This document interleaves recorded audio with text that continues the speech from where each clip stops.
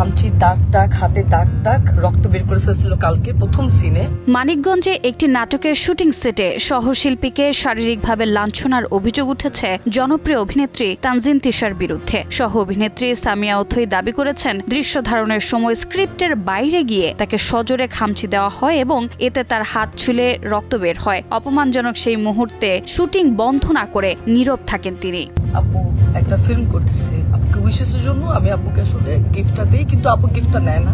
ঘটনার সূত্রপাত একটি উপহারকে কেন্দ্র করে বলে জানা গেছে। তিশার নতুন সিনেমার খবরে শুভেচ্ছা জানাতে উপহার নিয়ে সেটে যান অথই, কিন্তু সেটি গ্রহণে অস্বীকৃতি ও প্রকাশ্য অসৌজন্যমূলক আচরণে বিব্রত হন তিনি, এমনটাই অভিযোগ। তিশা আপু আমাকে এরকম ফোন দিয়ে থ্রেট দিছিল যে হ্যাঁ পাড়ার সাথে কাজ করতে পারবা না। আমাকে না আরো অনেককে আসলে এরকম উনি ফোন দিয়ে থ্রেট দিছিল। অথই আরও দাবি করেছেন, অতীতে এক সহ অভিনেতার সঙ্গে কাজ করা নিয়ে তাকে ফোনে হুমকি দেওয়া হয়েছিল।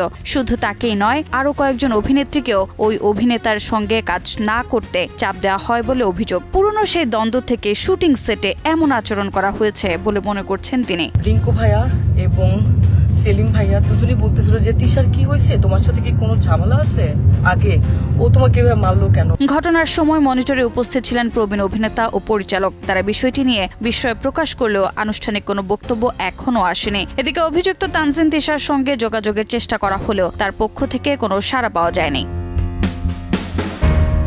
রোজা চৌধুরী, সময় সংবাদ, ঢাকা।